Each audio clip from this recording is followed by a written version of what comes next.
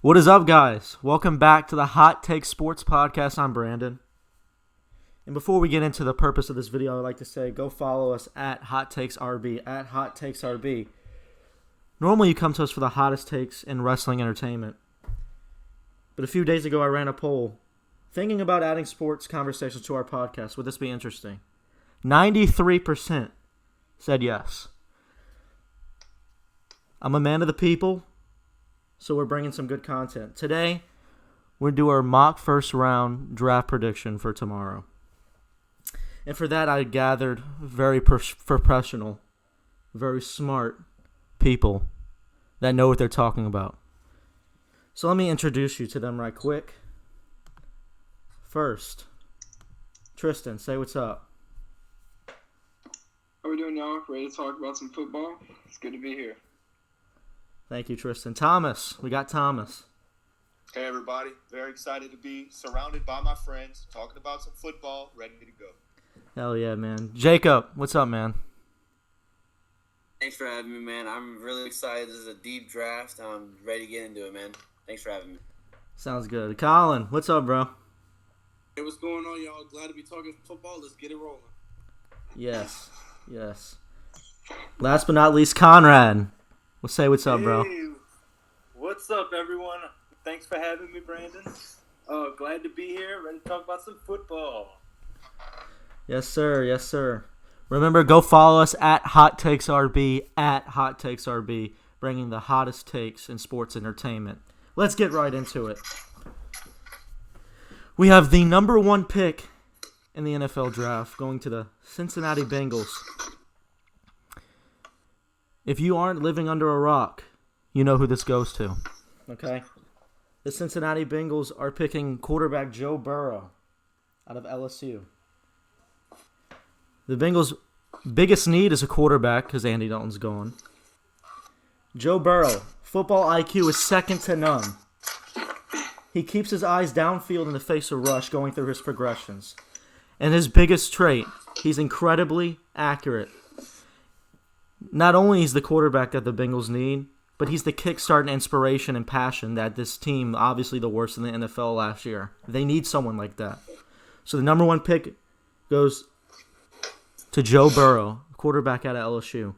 Next, we got the number two pick. Thomas is going to talk to you about the number two pick. Thomas, take it away. Thank you, Brandon. I really appreciate that. Joe Burrow, the clear number one. He straight up plays college football on freshman mode. It was very unfair what he would do to opposing squad.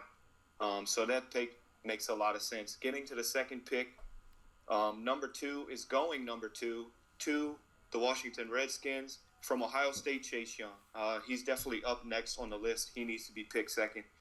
13 and a half sacks from last season. That's what he averaged. He will make a difference immediately.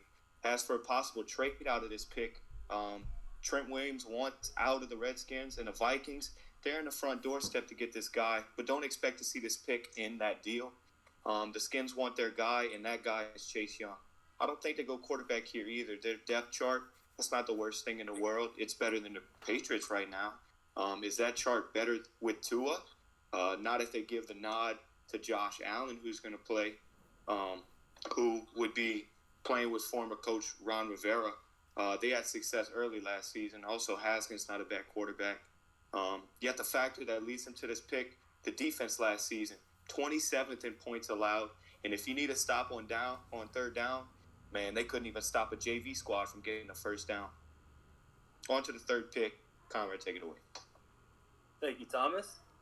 The third pick of the draft is going to go to the Detroit Lions. Now, when you think of the Detroit Lions, what is one statistic that sticks out to you? Well, all of them, especially on defense. So I have their third pick going to a defensive player. Now, the biggest move that they made this offseason was getting rid of Darius Slay. Obviously, that's going to impact them heavily. But to compensate for that, they picked up Desmond Trufant from the Atlanta Falcons.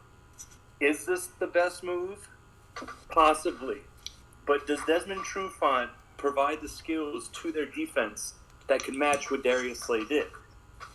The answer to that is no.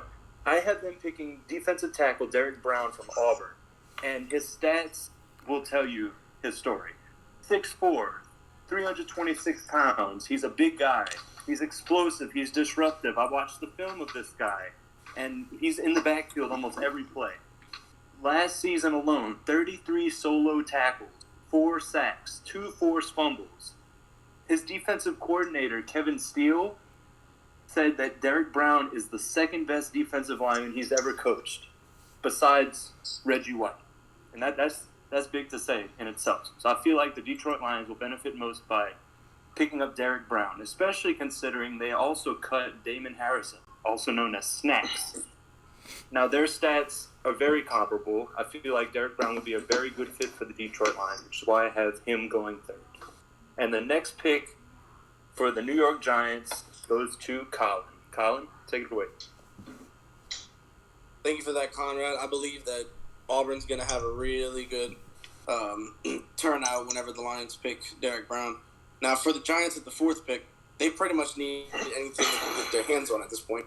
With more losses than the amount of times they eat Popeyes weekly in just the past year alone, it's a surefire sign that with the trust in Daniel Jones, the Giants would need to look for an offensive tackle to suffice for this year. My pick would be Tristan Wirfs, O-line from Iowa. He should be considered a plug and play start at the next level. It's understanding why some will want to move him inside to play at offensive guard. His vertical pass sets aren't where he's best, and playing him inside limits that exposure. I bet a lot of fans have heard about a blazing 4.85 40-yard dash in Indianapolis, but did you also hear about his 3.65-inch vertical? What about the 121-inch broad jump?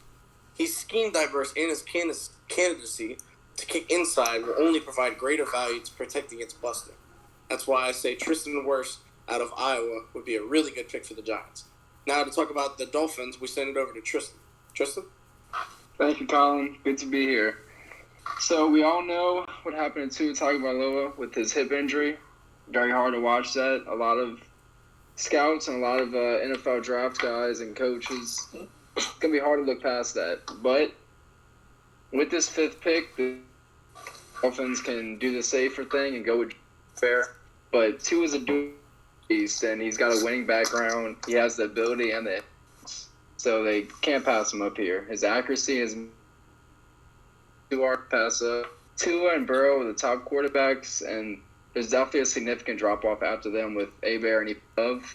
And in my opinion, Tua was definitely had the potential to go number 1 if it weren't for that. So with number 6, we have Jacob with the Chargers. Thank you, Tristan. Glad to be here.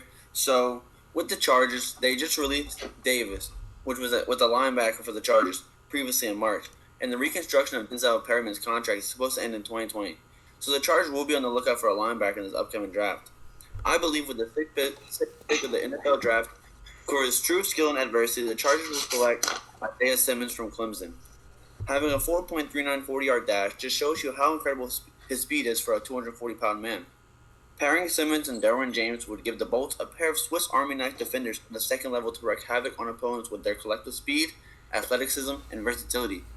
Isaiah in his incredible junior season put up 102 tackles, 16 for losses, 8 sacks, 3 interceptions, and 9 pass breakups in 15 starts.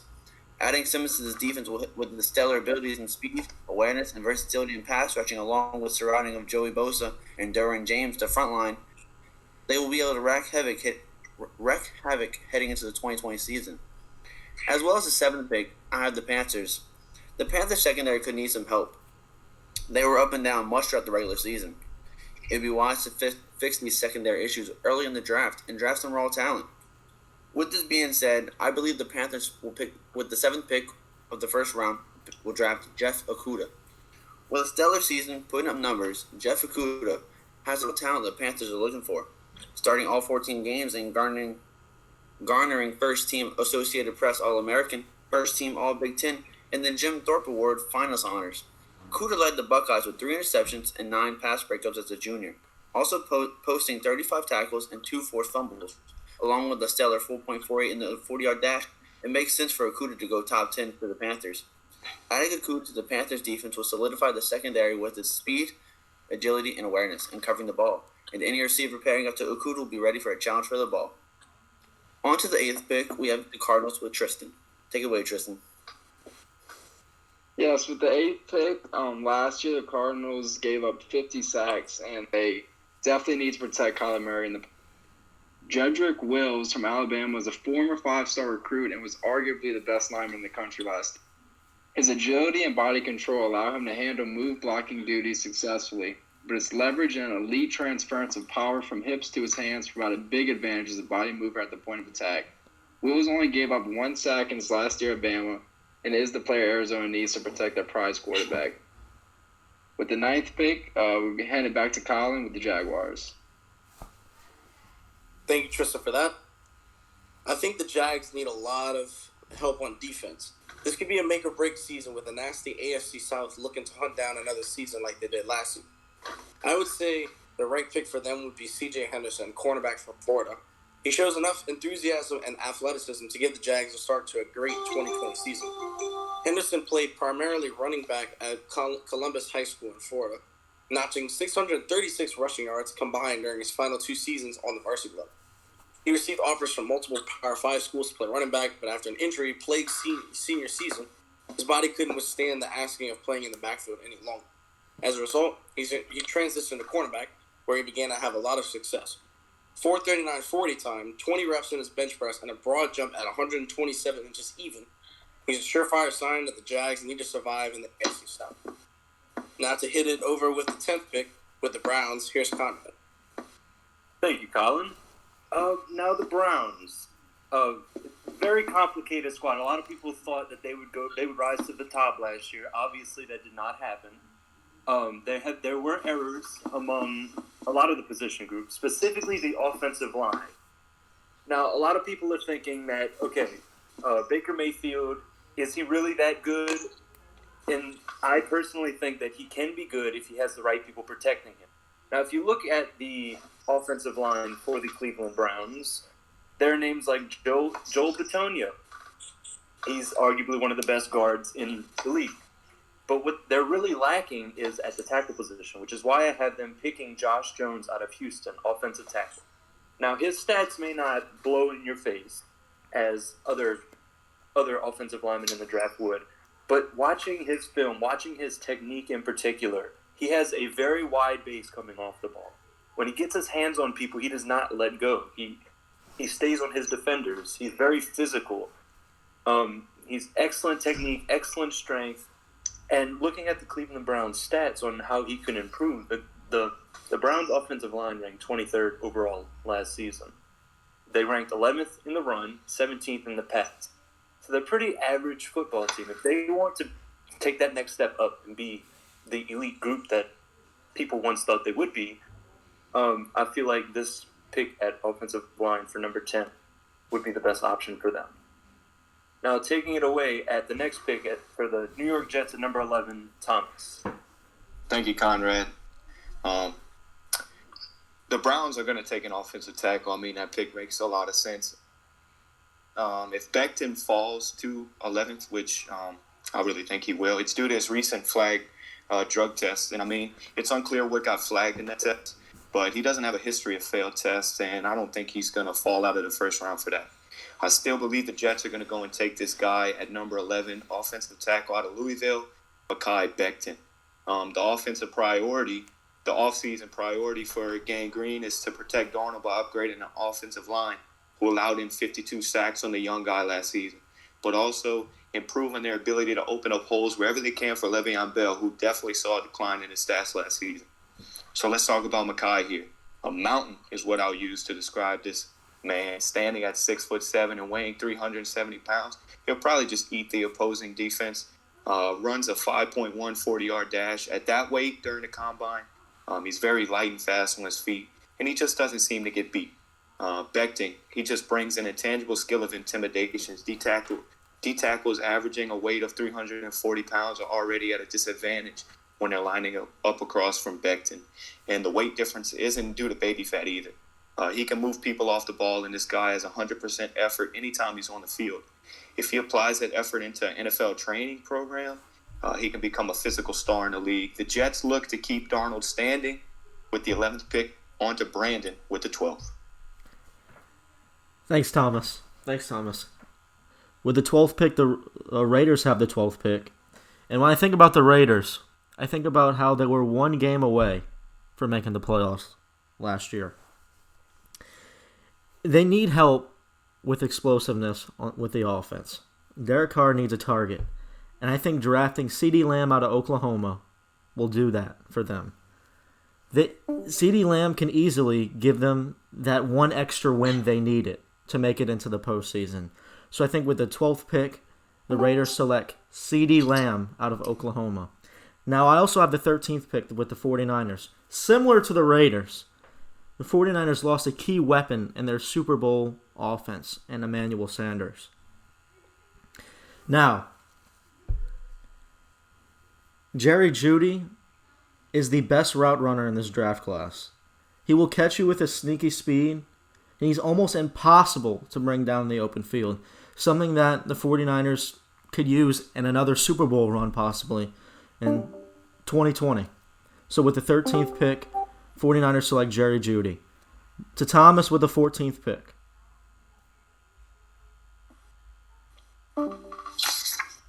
Thank you, Brandon.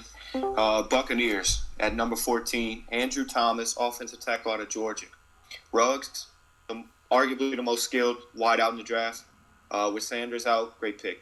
Where do I even start on this Buccaneers team? I mean, new quarterback, new uniforms, very good. Things are certainly pointing upwards for this Bucs team, and for things to continue in that direction, Tom Brady needs to stand up and throw the ball. So Andrew Thomas, he tallied 89.0 pass blocking grade this past season, and is the highest graded Power 5 tackle in this draft, an instant upgrade to an average at best offensive line.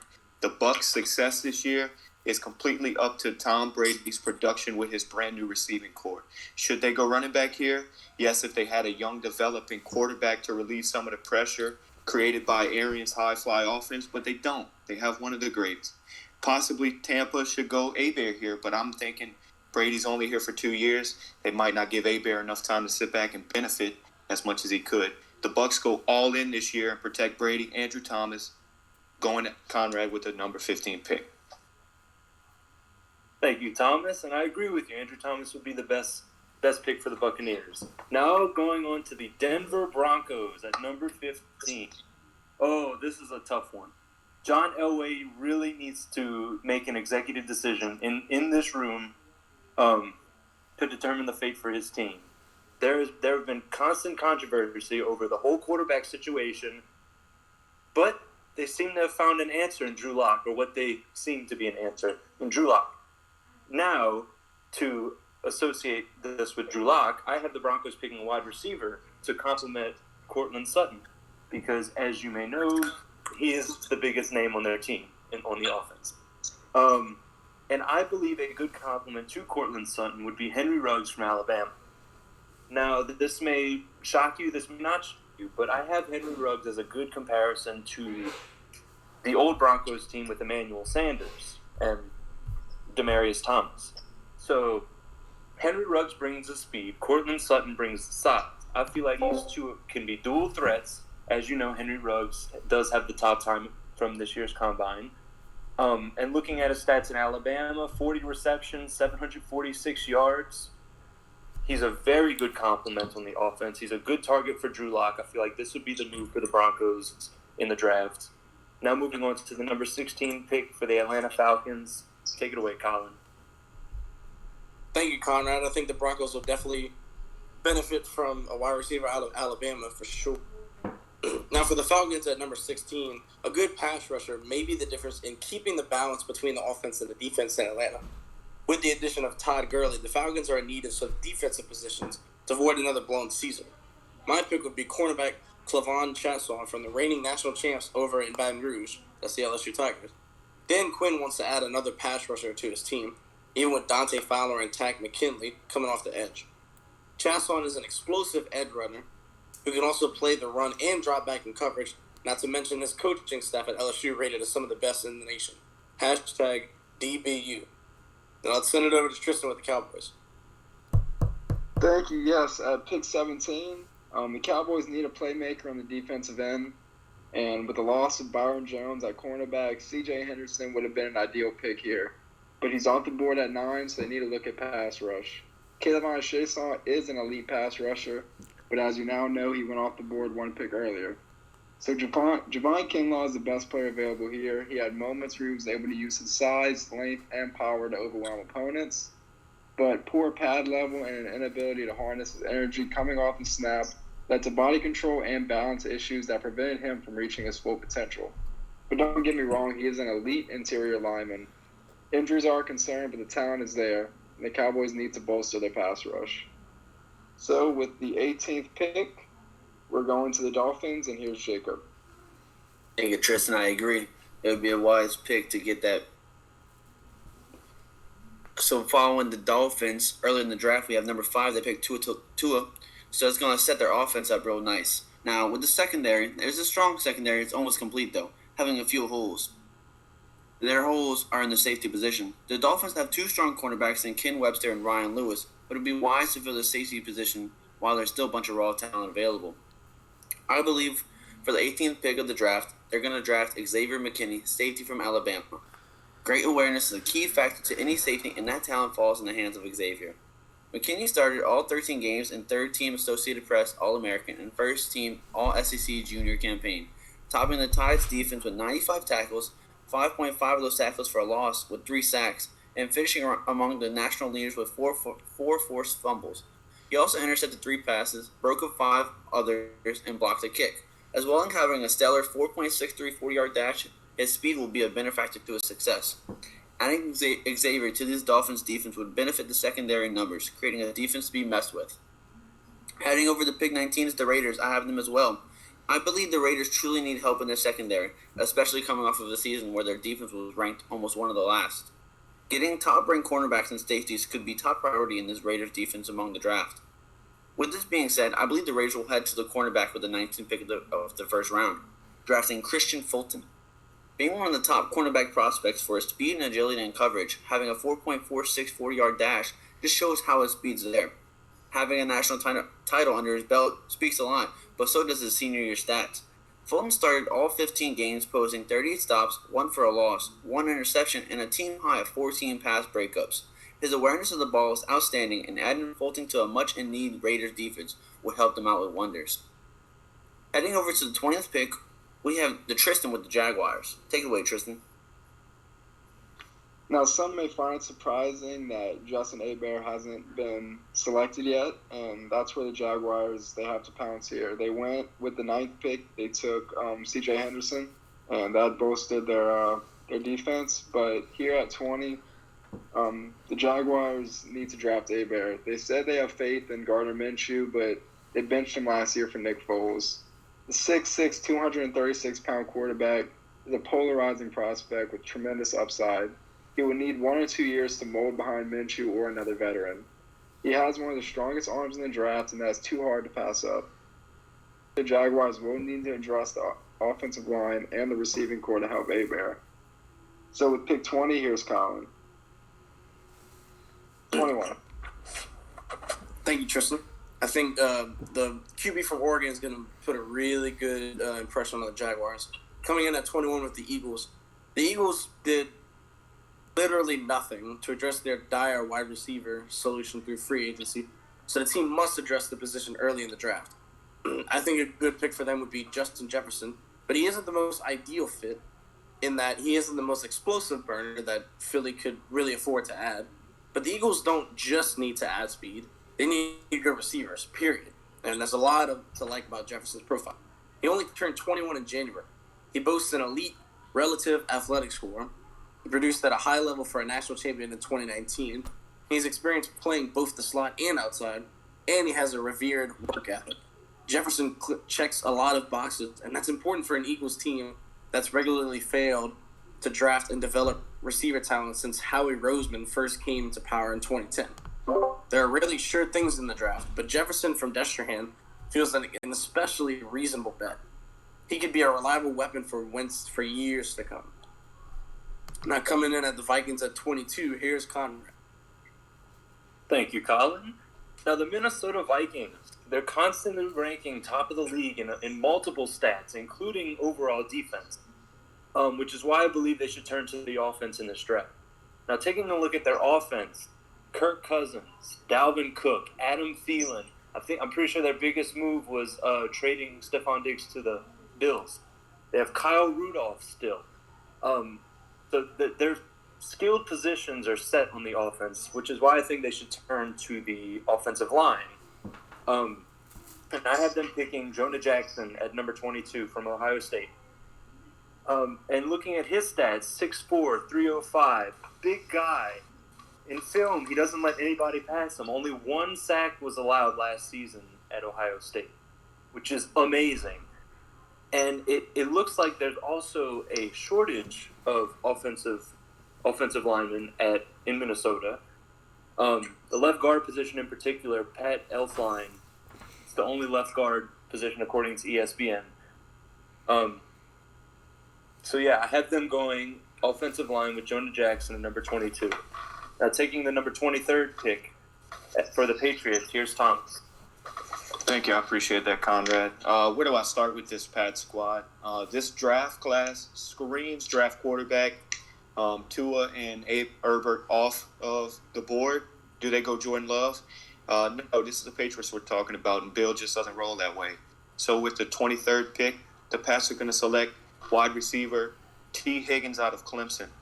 This pick is clearly to repair one of the most lackluster receiving corps from last year, where the best guy was a busted-up Edelman. And the best help that they got was trading for an aging Mohamed Sanu. The young guy, T. Higgins, he posted an incredible 13 touchdowns along with 1,170 yards as a junior. Now it's up to the Pats to get someone to throw the ball. Maybe Brady comes back in 2 years. Who knows? Nice uniform, Patriots. Anyways, on to the 24th pick. Back to Conrad. You mean Brandon? That's right. Brandon. Thanks, Thomas. Thanks, Thomas. No doubt everything you said is right on. I will say I'm a Saints fan. But it is... You cannot lie that the Saints have one of the most talented rosters in the NFL. So addressing a weak point for this team is hard. But the number one need is a linebacker. Due to Kiko Alonso's injury, I think the Saints go linebacker to help out Demario Davis, and they get Patrick Queen, linebacker out of LSU. This guy's an every down back. He'll play first down, second down, third down, fourth down if you need him. And he diagnoses in a hurry. This is going to be very important with Tom Brady in the NFC South and them playing them twice a year. He bursts out of the blitz, and he's awesome at sniffing out screens. It's extremely important for the NFC South because the NFC South has become probably the most talented division in all of the NFL this offseason. So yeah, with the 24th pick, the Saints go with linebacker Patrick Queen out of LSU. I think this will boost their roster up tremendously. Now the 25th pick, I also have the 25th pick, the Vikings. When you look at the Vikings, you notice that they lost 3 cornerbacks this offseason. 3. So obviously their biggest need is a cornerback. And if you look who's still on the board, you got to go with Jeff Glandy out of TCU. This guy plays much bigger than 5'10", 191 than he is. He's a tremendous cover corner who's extremely physical. And he's willing to tackle anyone in the run support. And the good thing for the Vikings is Jeff Glandy is a day one starter. He'll come and he'll start day one. He plays with a chip on his shoulder, and that's why the Vikings will pick Jeff Glandy for the 25th pick in the NFL draft. Now sending it over to Thomas for the 26th pick. Brandon, I really appreciate that. Miami should have a simple plan if Tua is their guy, and that's keep him from getting hit. Not much is known about his injury, as the doctors are having a tough time getting into facilities with the recent coronavirus outbreak. And he's proven to be a bit fragile. So at number 26, the next best lineman that gets selected is Cesar Ruiz out of Michigan. He's very strong and has great stature. He's also pretty quick for his size. Tua's most likely the guy for the Dolphins right off the bat. And Ruiz is a necessary upgrade, which allowed 58 sacks on Fitzpatrick and Rosen last year. Miami protects Tua. They go Ruiz, at 26. This time to you, Conrad. Thank you, Thomas. And at number 27, I have the Seattle Seahawks. Arguably one of the best offenses in these past few seasons, with Russell Wilson heading it, Tyler Lockett, DK Metcalf, Philip Dorsett. They just picked up Greg Olsen from the Panthers. Mike Iupati on the offensive line. Ethan Pokic, I'm not sure how to pronounce his name. DJ Fluker, Brandon Shell. They have an elite group on offense, which is why I think their pick is going to move towards defense. Pete Carroll, he loves his defensive guys. He picks up all the big names on defense. They just got rid of Clowney. I think they're going edge. Zach Bond out of Wisconsin. I'm pretty sure that would be the best choice for them. 53 solo tackles last season. He's quick. He's agile. He's athletic. And on top of that, Wisconsin has a big history of creating pass rushers. You're looking at the Watt family, JJ, TJ. So I would say that with cutting Clowney, they bring in another edge rusher in Zach Bond from Wisconsin. Going in at the next pick at number 28, here's Colin. Thank you so much, Conrad. I think Wisconsin definitely got a big hunch out of Zach Bond. Coming in with 28 at the Ravens. As things stand now, inside linebacker remains the most uncertain position on the Ravens roster. I mean, that might be the only thing that's uncertain about this really great roster. Coming off of last season with a really, really talented quarterback and reigning MVP in Lamar Jackson, there's not so much that you can look for in the Ravens. I believe that Kenneth Murray from Oklahoma could be a greater pick for Baltimore's already stacked team heading into next season. Murray's about 12 pounds heavier than Patrick Queen out of LSU, and was more consistently productive in college. Teams across the NFL are impressed with Murray's mindset, character, and football intelligence, which might mean he'll come off the board before the Ravens pick at number 28. However, both Queen and Murray could suffice for this team. Just depends on how you like your flavor. Now coming in at 29 with the Titans, here's Tristan. Thank you, Colin.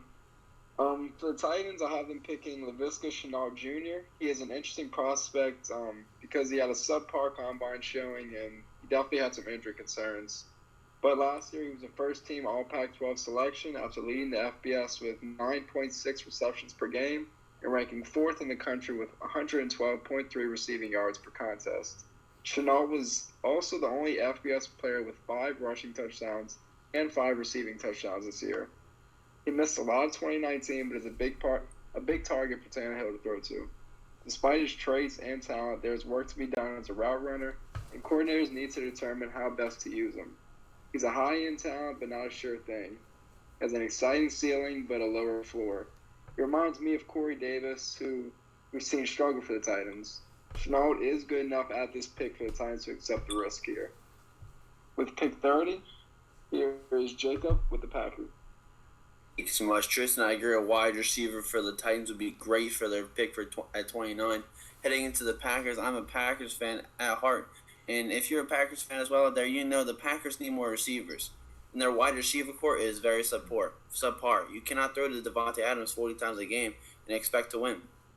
Alan Lazard did a great job stepping up midway through the season, but I believe 2 receivers isn't enough. A wide receiver in the first round would be what is most important to the Packers offense. With such a deep wide receiver class, I believe the 30th pick in the first round of the NFL draft, the Packers will select Chase Claypool, wide receiver, Notre Dame. Chase Claypool, 6 feet tall and insanely fast, is exactly what Aaron Rodgers loves to throw to. He can create space using his size and agility, and having a fantastic year in 2019, he grabbed 66 passes for 1,037 yards. That's 15.7 yards per catch, and 13 touchdowns, which ranked in the top 10 nationally. Along with the fantastic 2019 season, he had an incredible draft with a 4.42 40-yard dash and a 40.5 vertical jump. This just shows his versatile attributes as a wide receiver. Chase Claypool can be the number 2 wide receiver the Packers are looking for to help this team out much needed in their passing game. Heading into pick 31, we have the 49ers. I have them as well. The 49ers came off a stellar season, becoming runner-up in the Super Bowl, falling to the Chiefs, but came with unexpected trades that caused holes in the team. The trades for both DeForest Buckner and Emmanuel Sanders left holes in both offense and defense. Defensive tackle and wide receiver would be the main 2 needed holes to be filled. but I believe the 49ers will opt to fill in the defensive hole first to maintain the stellar defense they had last season. And with the 31st pick in the NFL draft, I believe they're going to pick Ross Blacklock, defensive tackle from TCU.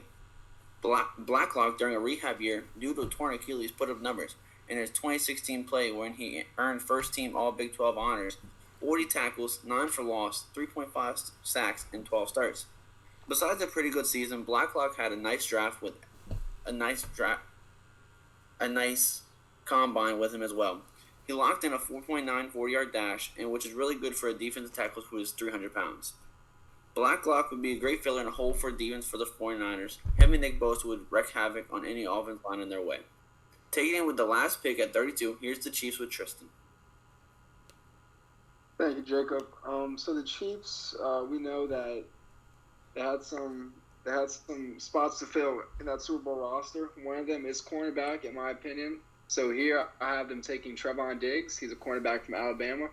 He is the younger brother of Stephon Diggs, and his ability to step in and play press coverage, coupled with playing under Nick Saban, makes him a likely Week 1 starter. He has a rare combination of size, strength, and ball skills. His ball skills also give him a chance to play free safety in the future. Charvarius Ward and Rashard Breeland are the two starters at cornerback right now, but Diggs can make serious competition at that spot. So I'd like to thank everybody. It was fun being here. I'll let Brandon take it away and wrap this up. Yes, thank you guys for being here. That is the most unique and informal first-round mock draft you can find, and it's only on the Hot Take Sports Podcast for the hottest takes in sports entertainment. Before we send it out, I'm going to ask you guys just make a quick comment overall, draft feedback before the draft. So, Conrad, any last thoughts before we head out? I just think it's definitely going to be a good draft. We're entering a new era in the NFL. Fresh rules are taking place in the next few years. It's going to take some getting used to. Definitely the talent coming out of college is getting better and better each year. So I think this is going to be a really good draft and nail-biter till the end. Thank you, Conrad. Very good hot take. Colin, any last thoughts? I think this year is going to be really, really different for the NFL. Adding that one extra game, if there is going to be able to be a regular season as we stand it to. But I feel like this draft class is definitely going to be really, really good, top to bottom. I think it's going to be really interesting to see all. Thank you, Brandon. Thanks, Colin. Jacob, any last-second thoughts and hot takes before we wrap this one out? I just want to thank you for having me out here. I know I stuttered my ass off today. But anyways, I feel like this draft class is really deep, real interesting, especially with the quarterbacks and wide receivers for offense and cornerbacks and defensive tackles and the defense. All just stellar talent, and I can't wait to see what happens. Thanks for having me, man. No problem, Jacob. It's because you're passionate and excited about this draft. That's Thomas, any last-second thoughts, hot takes? Yes, absolutely. I'm very excited to see a couple of my LSU Tigers go in the first round. And, I mean, you've heard it. You know, we've spoken on it, and you hear it everywhere you look. This draft class is so very deep. I know they got a couple of Hall of Famers going in this first round. Thank you, Brandon, for having me. The hottest takes in sports entertainment. Hall of Famers going in the first round. Thanks, Thomas. That was a good one. Tristan, any last-second thoughts? I don't have much. Just saying it's going to be interesting to see how this draft works out. It's not going to be a big room with people together. So it's definitely be fun to see where people are drafting from and how they do it. But it was fun doing this. Thank you for having me. Of course, we're going to get the most unique draft in NFL history. That's why you come here, for the most unique takes in sports entertainment. Before we wrap it out, go follow us on Twitter, please. We just hit 200 followers. Everyone, round of applause. Round of applause. Hell yeah. Thomas gives us a hell yeah. 200 followers on our Twitter. That is phenomenal. I remember 2 weeks ago we were just at 0. So yeah, let's get that Twitter follower count up. Subscribe, like, share if you like it. Leave a comment. Let us know how we did. If you disagree, tell us. If you like it, tell us. If you hated Jacob's voice, leave a comment, please. Anyway, that's gonna wrap it up here. Join us next week. We're gonna give team record predictions. Each of us that you heard today are going to predict team's record based off off-season performance and draft performance. That's going to do it here on the Hot Take Sports Podcast. Thanks for listening.